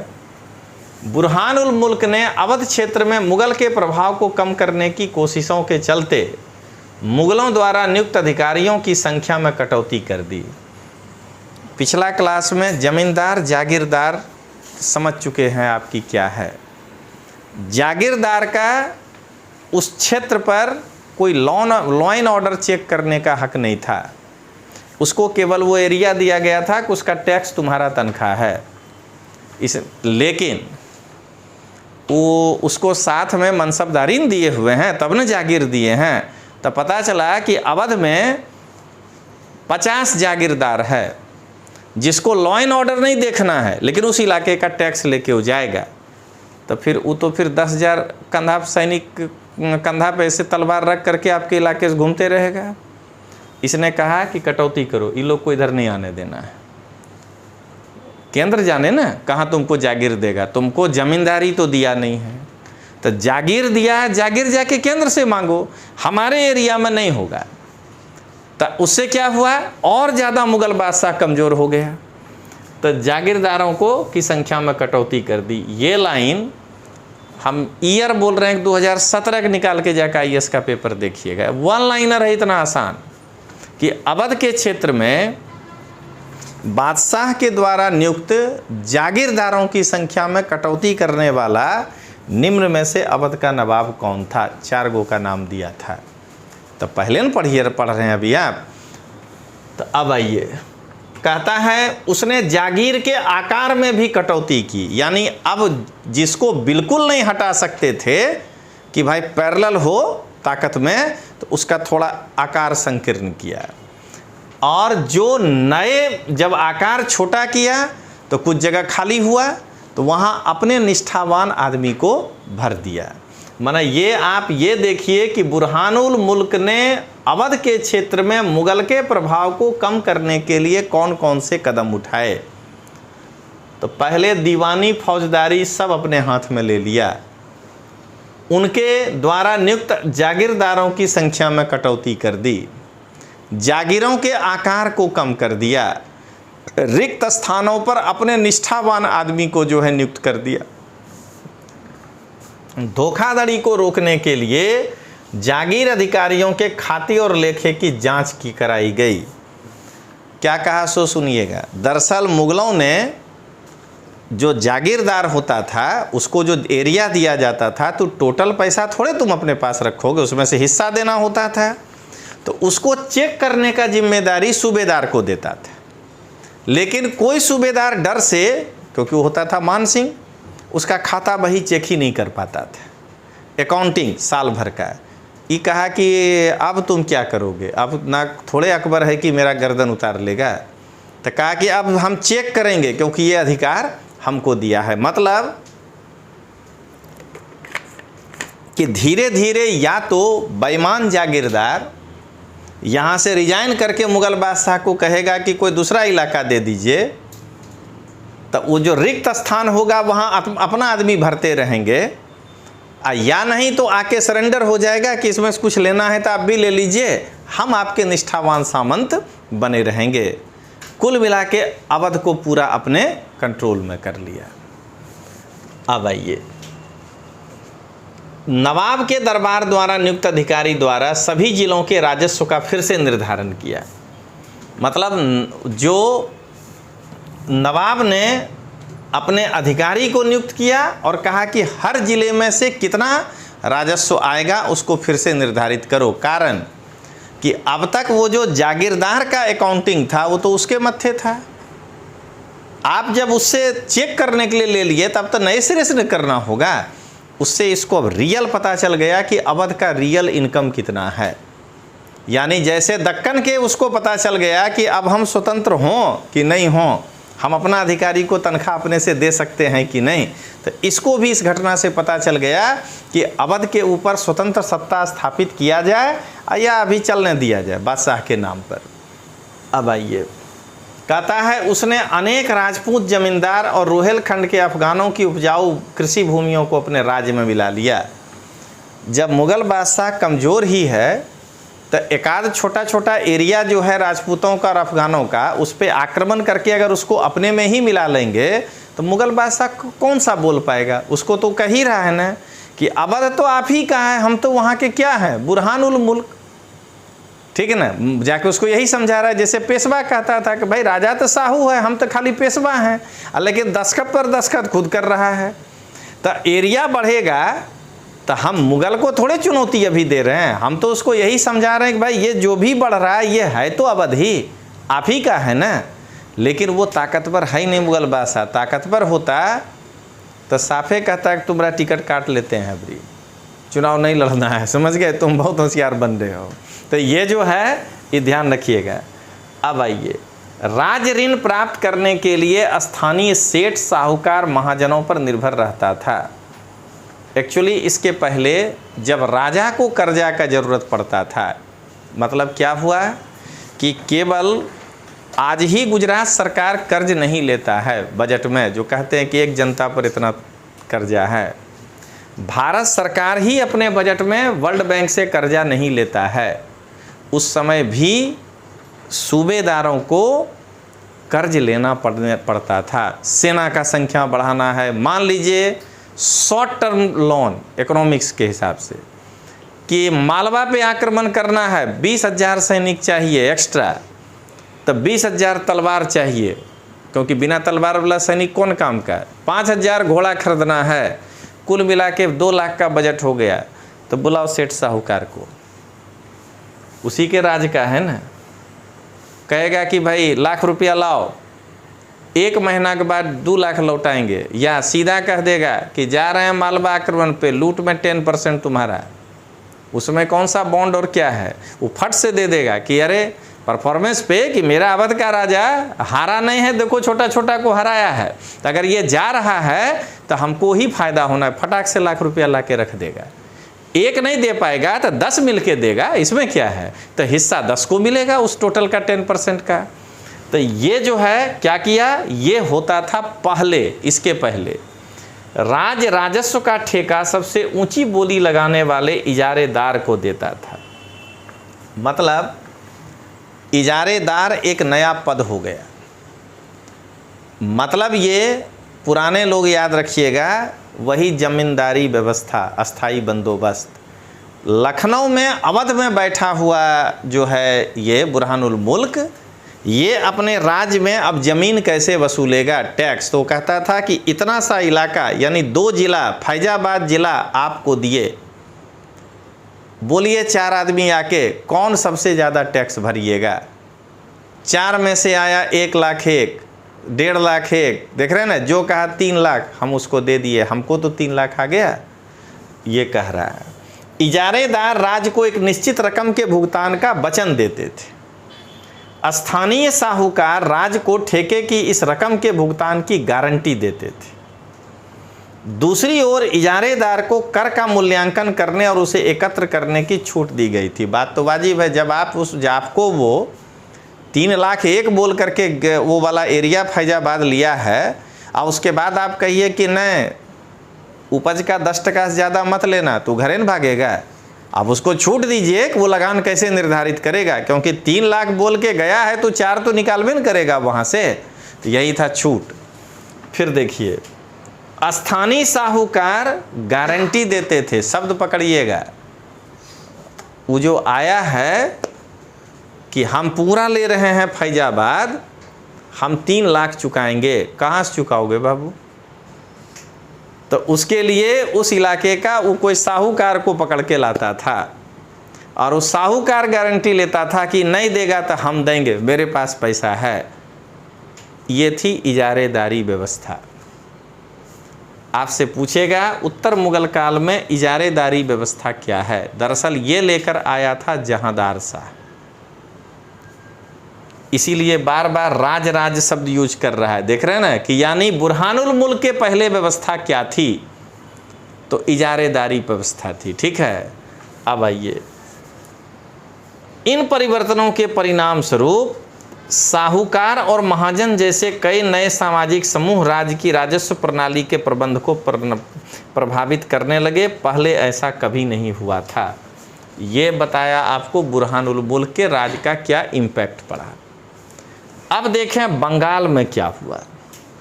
तब मुर्शीद कुली खान के नेतृत्व में बंगाल धीरे धीरे मुगल नियंत्रण से अलग हो गया।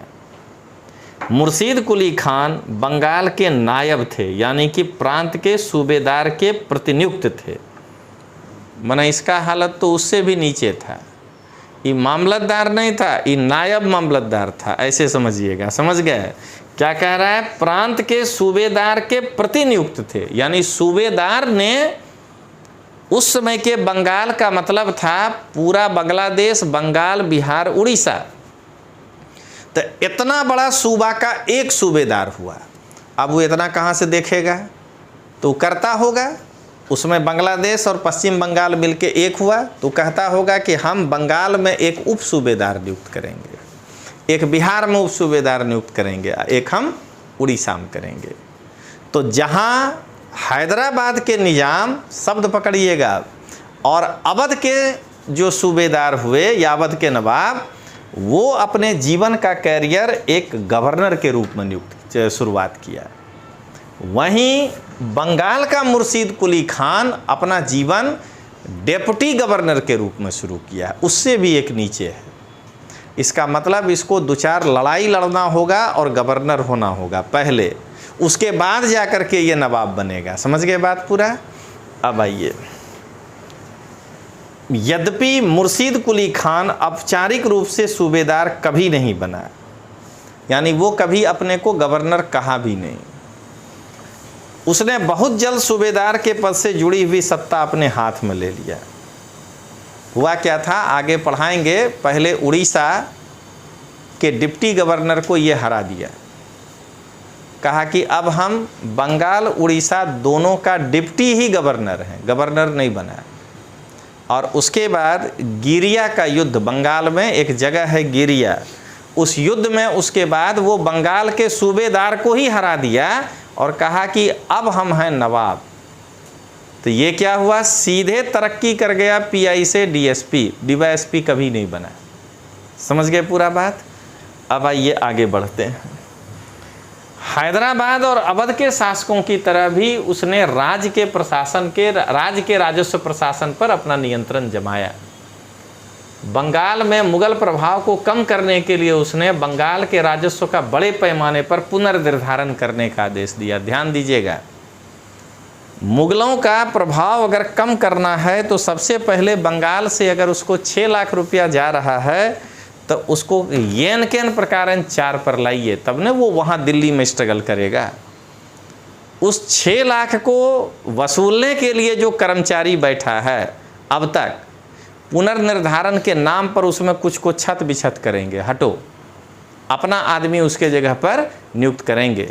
क्या होगा, मुगलों का प्रभाव कम होगा। पहले आर्थिक प्रभाव कम करिए, अपने आप बाकी प्रभाव कम होने लगेगा। सभी जमींदारों से बड़ी कठोरता से राजस्व नगद वसूल किया जाता था।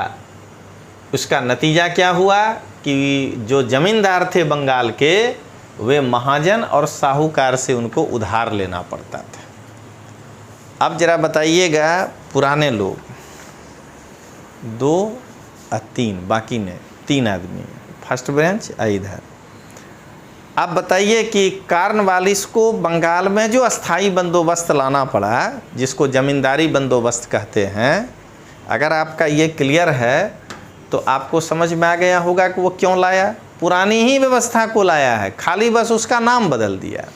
उसको वहाँ पर देख रहा है कि जमींदार पहले से है, बस केवल क्या करना है कि जो अब तक सिराजुद्दौला के अधीन काम कर रहा था, मीर कासिम के अधीन काम कर रहा था, वो अब मेरे अधीन काम करने लगे, बस इतना ही व्यवस्था है। ठीक है, जमींदारों को पाला बदलने में इसलिए नहीं देर लगा कि पाला बदल ही रहा है पहले से वहाँ, कि पहले बादशाह के नीचे काम करता था, एक ही झटके में जो है मुर्शीद कुली खान के नीचे आ गया, बदला कि नहीं निष्ठा। तो अब उसको मुर्शीद कुली खान के परपोता को छोड़ दिया जाए सिराजुद्दौला और कहा जाए मेरे अधीन आ जाओ, तो उसमें भी नहीं टाइम लगेगा। उसको तो अपने ज़मींदारी से मतलब है, उसके ऊपर कोई रहे क्या फ़र्क पड़ता है उसको। अब आइए, इस प्रकार 18वीं शताब्दी में ये देखिए, ज़मीन भी बड़े ज़मींदार को बेचना पड़ता था, सब कुछ आपको दिखाई देगा। बंगाल के एक क्षेत्रीय राज बन जाने से जमींदारों में काफ़ी बदलाव आया। राज और साहूकारों के बीच हैदराबाद और अवध में जो घनिष्ठ संबंध था, वही अलीवर्दी खान के शासनकाल में बंगाल में भी स्पष्ट दिखाई दिया। कैसे, तो यही विनाशक है जगत सेठ, जो पलासी की लड़ाई में धोखा देगा।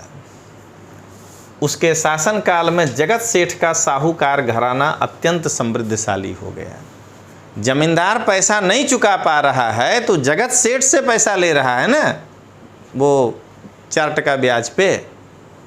तो या तो वो अगले साल, देखिए एकदम काउंटर गारंटी है, जगत सेठ ये है, ये बैठे हुए में, इसमें से जगत सेठ तो ऑलरेडी अगर 10 लाख कमा रहा है ना, तो साल में 2 बार जाकर के मिल के नवाब को 2 लाख रुपया दे रहा है उपहार, कि हम तो आपके ही शरण में फल फूल रहे हैं। तो अगर कोई जमींदार जमींदारी बचाने के लिए जगत सेठ के पास आया है कि आप हमको 1 लाख दीजिए, और जगत सेठ उसको 4 रुपया सैकड़ा के बल पर दिया और कहा कि नहीं तो फिर ये जमींदारी हमको बेच देना, तो नहीं चुकाने पर ना कर ही नहीं पाएगा ना।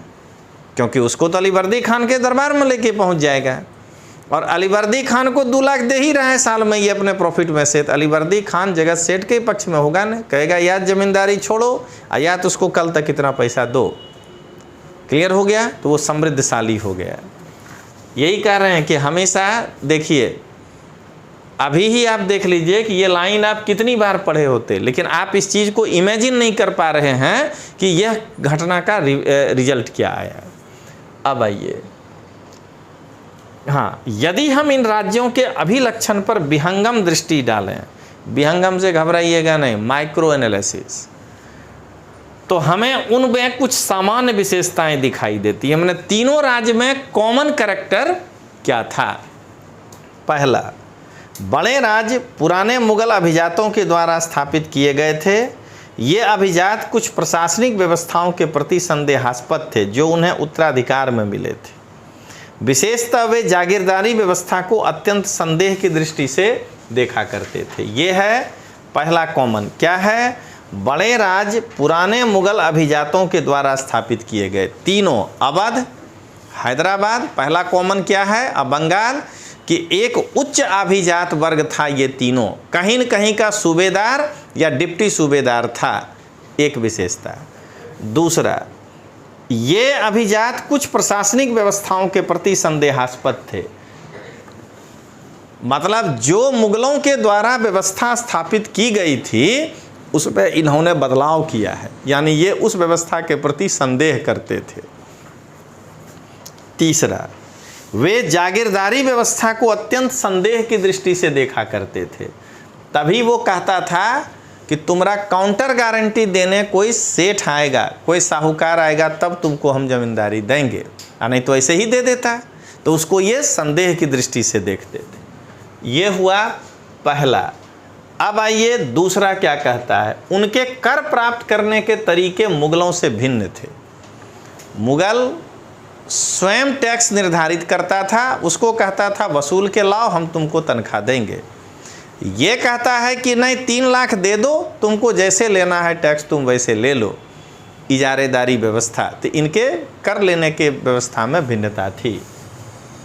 अब आइए, कर संग्रह के लिए राज्य के अधिकारियों पर निर्भर न रहकर तीनों राज्य ने राज वसूली के लिए इजारेदारों के साथ ठेके पर कर लिए। देख रहे हैं ना, तीनों ठेका पर जमीन दिया। अगला, इजारेदारी की प्रथा जो मुगलों द्वारा पूर्णतः नापसंद की गई थी, 18वीं शताब्दी में समस्त भारत में फैल गई। धीरे धीरे यही इजारेदारी प्रथा और भी एरिया के जो है नवाब वो अपने यहाँ लागू किए। तथापि देहात के उसके प्रभाव में क्षेत्रीय भिन्नता थी। देहात गांव को कहते हैं, ये यहाँ पे शुद्ध बिहारी भाषा यूज कर दिया है।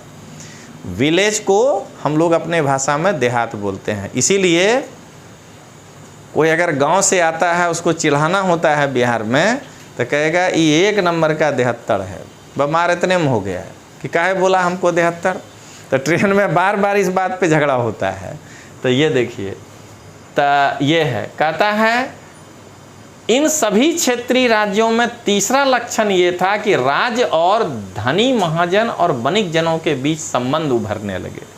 सही तो है कि राज्य काउंटर गारंटी उस क्या कहते हैं महाजन का मान रहा है, लेकिन जिसको जमींदार दे रहा है इजारेदारी, कह रहा है कि तुम्हारा कोई भरोसा नहीं है, उसको संदेह से देख रहा है। उसके लिए जो महाजन काउंटर गारंटी दे रहा है उसके साथ संबंध जो है वो ज़्यादा मजबूत रख रहा है कि उसको पता है कि ये भागा तो ये देगा, ठीक है ना। अब फिर बता रहे हैं ये घर से नहीं दे रहा है, एक काउंटर गारंटी के लिए उसको कुछ न कुछ कह रहा है कि इतना टका ब्याज देना होगा या इतना सिक्योरिटी तुमको जमा करना होगा, भाग गए तब क्या होगा। तो क्या देख रहे हैं, इन दोनों में संबंध स्थापित हुए।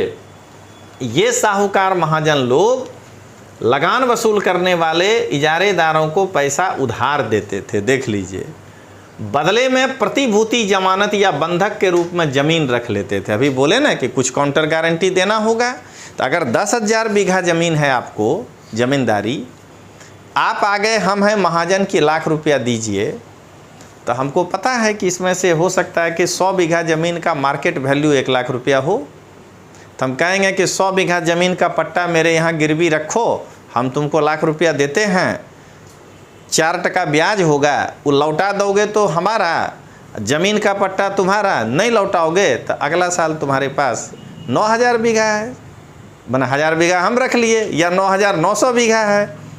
समझ में आ गया?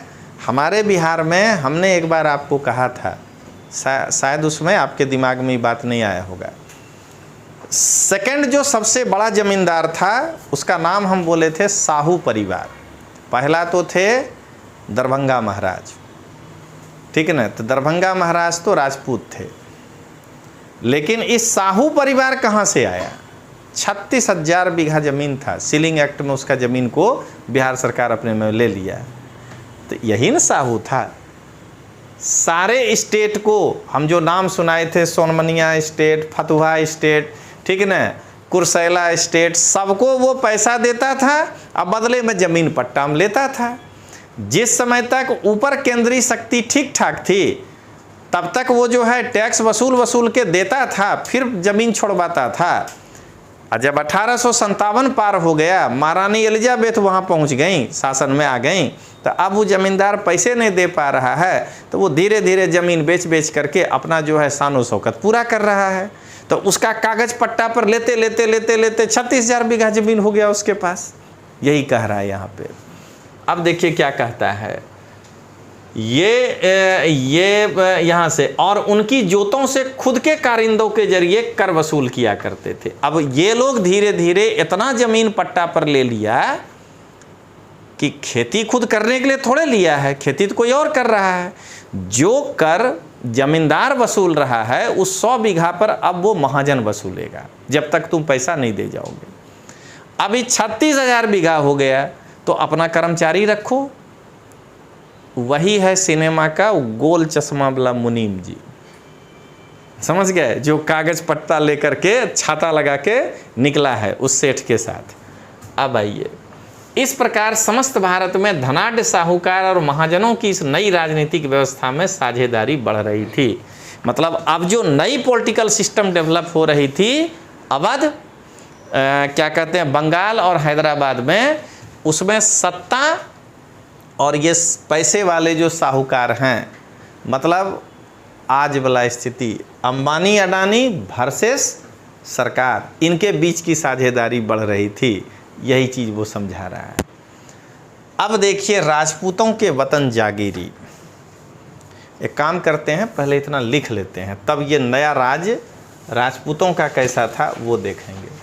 तो चलिए पहले हेडिंग दीजिए, अब पुराने मुगल प्रांत।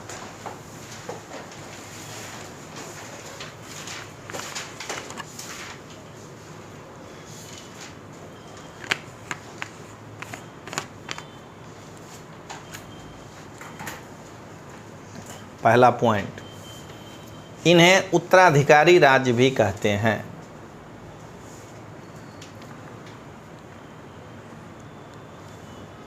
उत्तराधिकारी राज्य भी कहते हैं।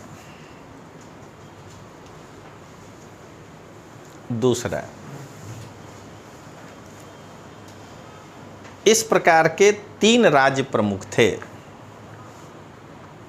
इस प्रकार के 3 राज्य प्रमुख थे। पहला अवध, दूसरा बंगाल, तीसरा हैदराबाद।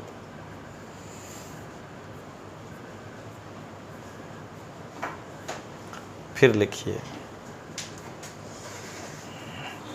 ऐसे, पहले उत्तराधिकारी राज्य के संस्थापक। उत्तराधिकारी राज्य के संस्थापक। आज बढ़िया से, आज का मतलब ये चैप्टर बढ़िया समझिएगा, 3 ही जगह बार बार समस्या आएगा जब जब इतिहास पढ़िएगा। समझ लीजिए कि अब अगला जो आप 8वां में जा रहे हैं मॉडर्न इंडिया है, ये 1765 तक की बात कर रहा है। तो 6, 7, 8 ये जो शिक्षा नीति के तहत जो बनाया गया है सिलेबस, वो यही कहता है कि लड़का को पहले 1 साल में एक प्राचीन भारत पढ़ाओ। छठा में। सातवां में मध्यकालीन पढ़ाओ तो इसका नाम हो गया उत्तर मध्यकालीन, लेटर।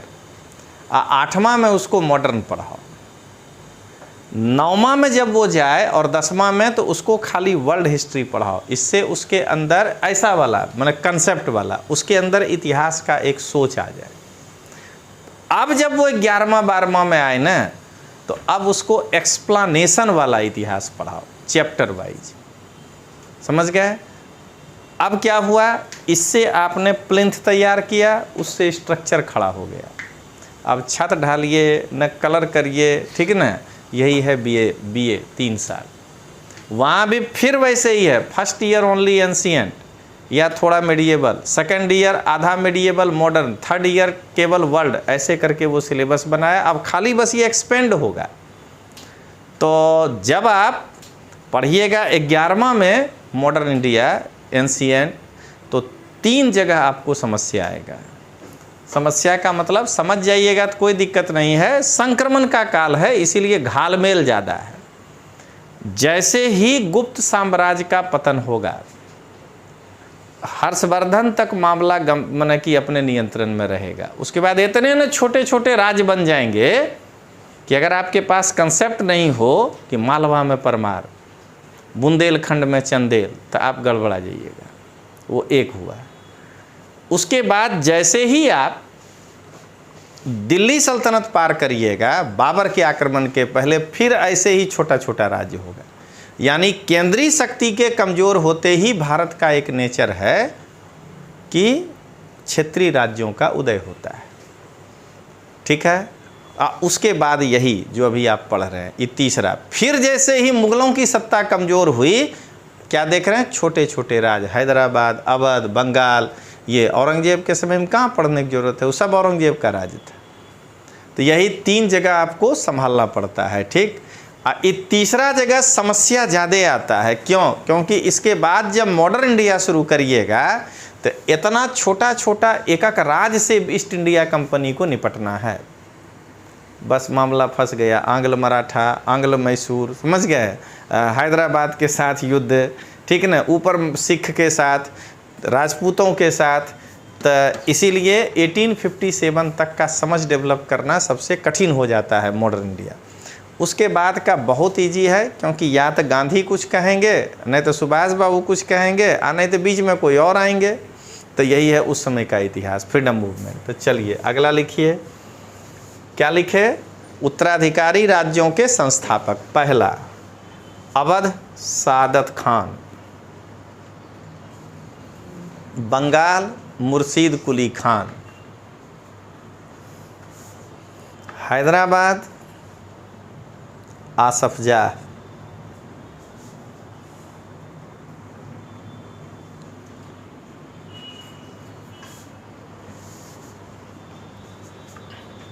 फिर लिखिए आसफ जाह और मुर्शीद कुली खान को 7000 जात का दर्जा मिला था। आसफ खान और मुर्शीद कुली खान को 7000 जात का दर्जा मिला था, जबकि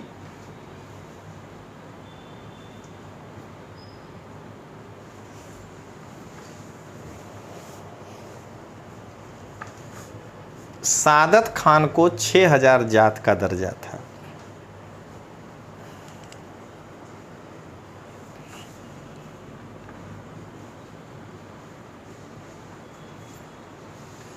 अब हेडिंग दीजिए हैदराबाद।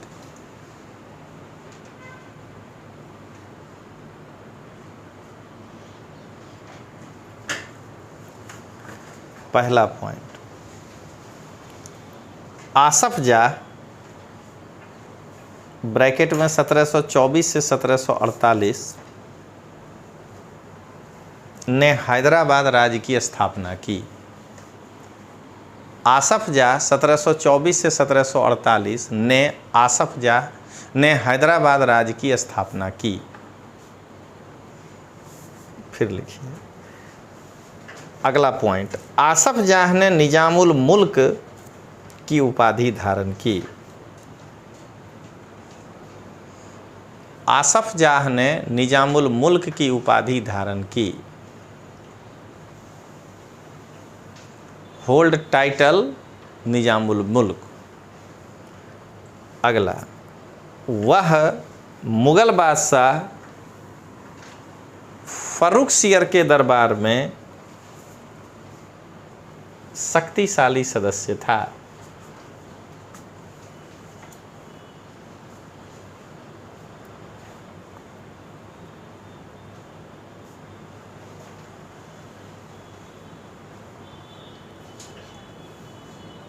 फिर लिखिए, उसे सर्वप्रथम अवध की सूबेदारी दी गई थी।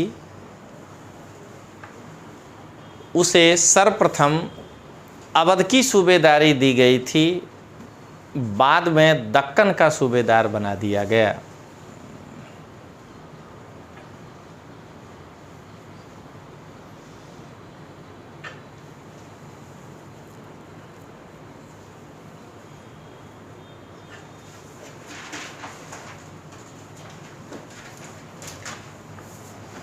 फिर लिखिए, अब ऐसा पहले बनाइए। लिखिए, दक्कन में स्वयं को मजबूत करने के लिए, ये अपने से ट्रांसलेशन करना है। दक्कन में स्वयं को मजबूत करने के लिए निजाम के द्वारा उठाए गए कदम, स्टेप टेकन बाय निजाम। तो स्वयं को मजबूत करने के लिए निजाम के द्वारा उठाए गए कदम। जितना भी लोग स्कूल कॉलेज जाते हैं, जो नहीं जाते हैं तो सुखी लोग हैं, ठीक है ना। तो जितना भी लोग जाते हैं, आपके शाम वाला क्लास में नहीं आते हैं इसलिए, नहीं तो बोलते ऑफिस वाले भी। तो जितना लोग जाते हैं उसमें कल कितना आदमी हैं एक दिन कि जो नहीं कहते हैं इमरजेंसी के कारण कॉलेज छोड़ सकते हैं, कल भर एक दिन। कोई हाथे नहीं उठाए तो नहीं छोड़ सकते हैं। हस्ती बोलिए, एक दिन खाली कल हस्ती नहीं छोड़ सकते हैं, अटेंडेंस नहीं बनेगा। कारण बता रहे हैं, कल एक्चुअली एक ऐसा काम है हमको 4 बजे कि आपको नहीं तो क्लास हमको मैंने कल नहीं रखना पड़ेगा। अगर आप कॉलेज छोड़ सकते हैं तो 10:30 से 12:30 आपको हम पढ़ा दें। चलिए वंजलि शुरू करते हैं। 12:30 बजे तुम चले जाओ क्योंकि एग्जाम आ रही है 15 को। हाँ तो 12:30 में छुट्टी दे देंगे, पीछे एकदम नहीं हो सकता है। तब एक दिन देखिए एडजस्ट करके कॉपी ले लीजिएगा बाकी का, क्योंकि आप अकेले ही हैं जो नहीं करने, तो छुट्टी देना पड़ जाएगा और हमको ही भारी लग रहा है। टाइम समझिएगा, दिसंबर 10 पार हो गए हैं, हम बताते हैं 10 दिन लेट हैं। 30 नवंबर को हम जो पूरा प्लान किए हैं ना कि आपको हम 30 मई को कहें कि एनसीईआरटी पूरा है, तो उसके लिए 30 नवंबर को ये ख़त्म हो जाना चाहिए था 7वां। तो एक दिन आप लोग एडजस्ट करिए, ठीक है। कारण कि थोड़ा लेट कर सकते हैं। लेट 11:30 तो मेरी जॉब से मैं छुट्टी। लेट ही में तो समस्या है, हमको 2:30-3 बजे निकल जाना है जहाँ काम के लिए जाना है, ये दिक्कत है। तो अब सुनिएगा, कल अगर पढ़ेंगे, कारण इसका जो लेंथ है ना ये परसों ख़त्म हो गया, जो इसका लंबाई बता रहा है, ठीक है। तो इसीलिए तब आप मंगल को ये पूरा कर लेंगे, तब बुध गुरु शुक्र तीनों दिन पढ़ेंगे पॉलिटी। मतलब इस हफ्ता में तीनों को निकाल के 8वां में जाना है, ठीक है ना। कितना फेल होंगे बार बार 7वां 8वां में जाना पड़ेगा। तो चलिए अब देखते हैं। तो चलिए यहाँ से लिखिए, ताकतवर होने का क्या किया उसने। लिखिए, पहला ये कुशल सैनिकों और प्रशासकों को दक्षिण में बसाना।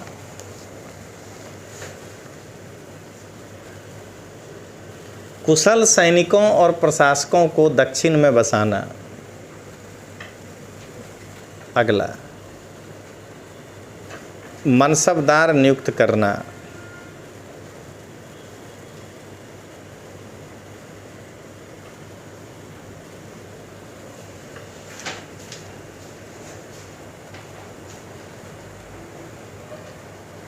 नए लोगों को जागीर प्रदान करना।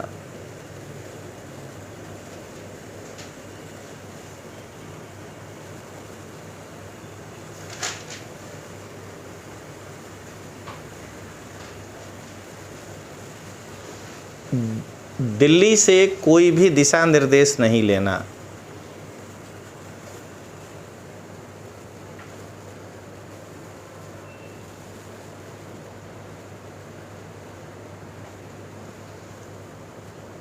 ये था मजबूत करने के लिए। अब लिखिए अवध।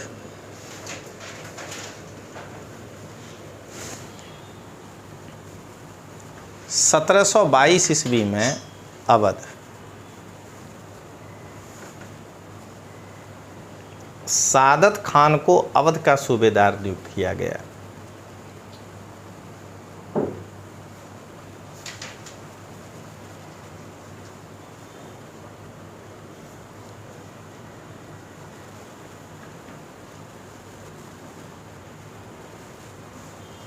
फिर लिखिए, इसने बुरहान उल मुल्क की उपाधि धारण की।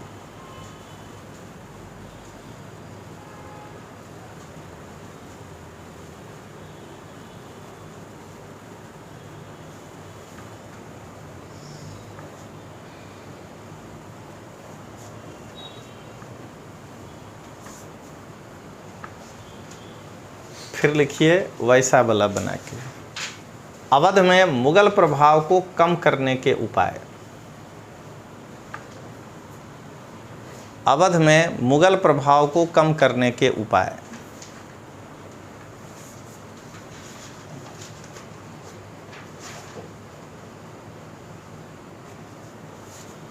पहला, यहाँ शुरू करिएगा, दीवानी और फौजदारी दोनों शक्ति अपने हाथ में ले लेना। दीवानी और फौजदारी दोनों शक्ति अपने हाथ में ले लेना।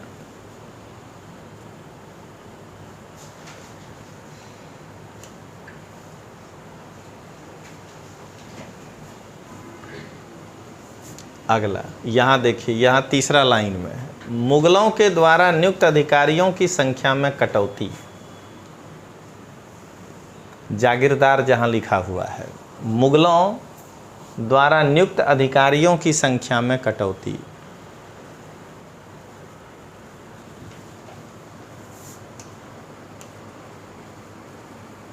अगला, ये जागीरों के आकार में कटौती, उसके नीचे है, जागीरों के आकार में कटौती।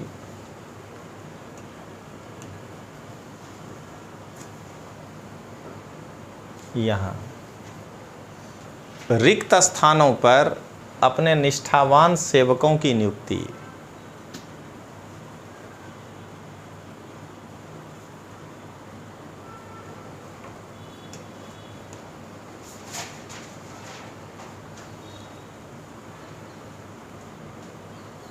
फिर लिखिए, यहाँ से धोखाधड़ी को रोकने के लिए जागीर अधिकारियों के खाते और लेखों की जांच। धोखाधड़ी को रोकने के लिए जागीर अधिकारियों के खाते और लेखों की जांच।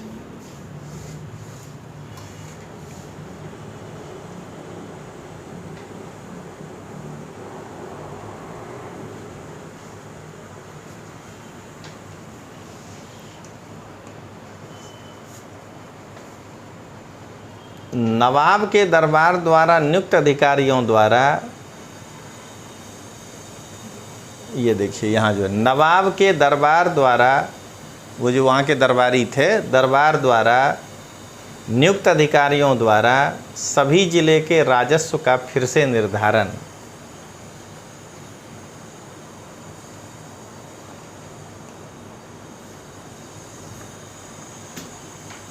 फिर लिखिए, राजपूत जमींदार और रोहेलखंड के अफगानों की कृषि भूमियों को अपने राज्य में मिलाना।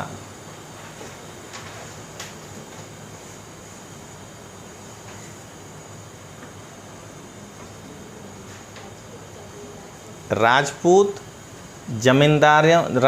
जमींदारियों और रुहेलखंड के अफगानों की उपजाऊ भूमि को अपने राज्य में मिलाना।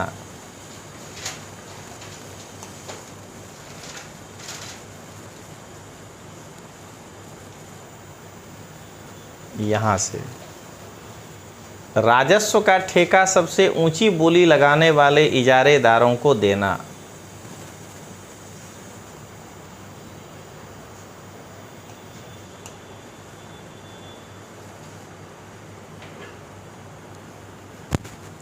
राजस्व का ठेका सबसे ऊंची बोली बोलने वाले इजारेदारों को देना।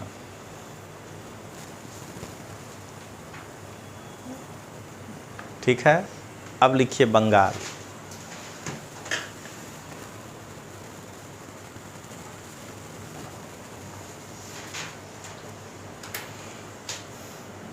लिखिए मुर्शीद कुली खान को बंगाल का नायब सूबेदार नियुक्त किया गया था।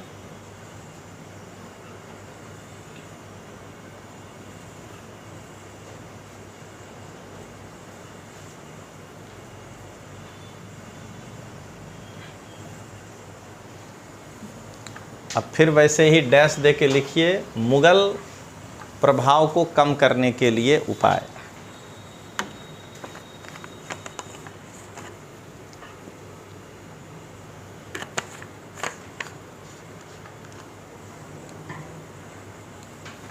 पहला,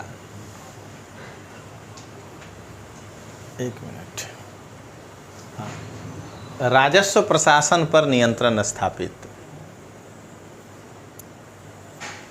राजस्व प्रशासन पर नियंत्रण स्थापित।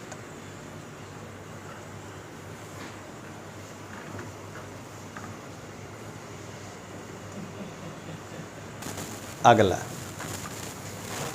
बंगाल के राजस्व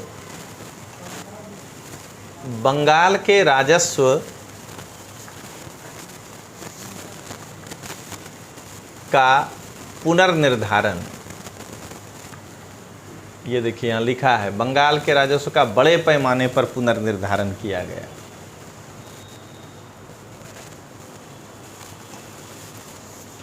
यहाँ देख रहे हैं ना, बंगाल में मुगल प्रभाव को कम करने के लिए उसने बंगाल के राजस्व का बड़े पैमाने पर पुनर्निर्धारण किया। तो पुनर्निर्धारण, फिर लिखिए सभी जमींदारों से कठोरता से राजस्व वसूली।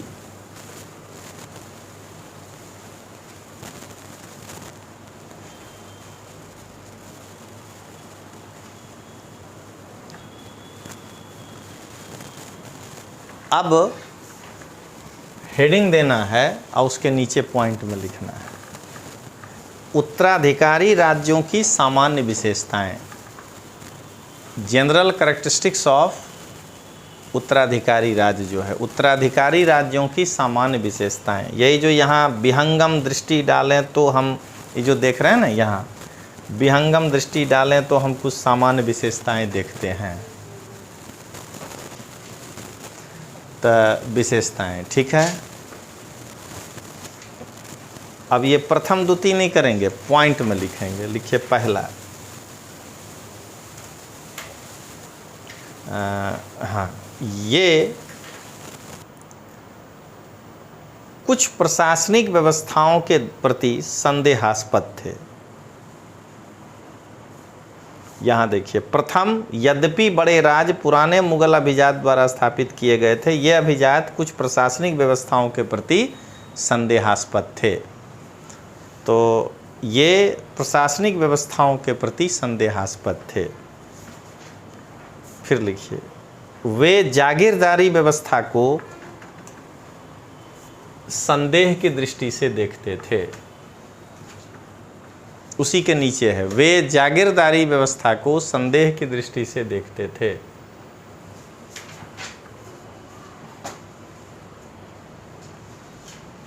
अगला,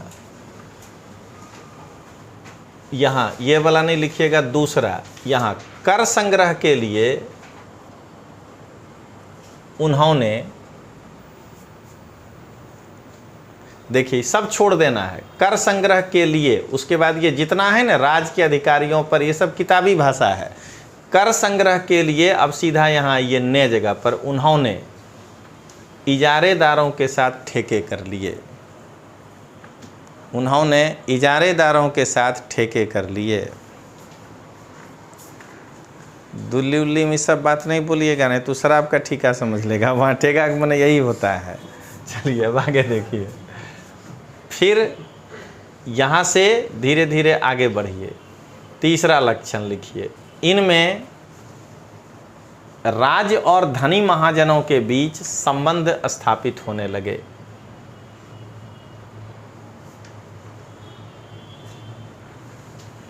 यही 3 विशेषता था। तो आज का क्लास पूरा कल 10:30 बजे, ठीक है। वो दंगल सिनेमा में बोलता था ना आमिर खान 5 बजे, तो ये 10:30 बजे, ठीक है।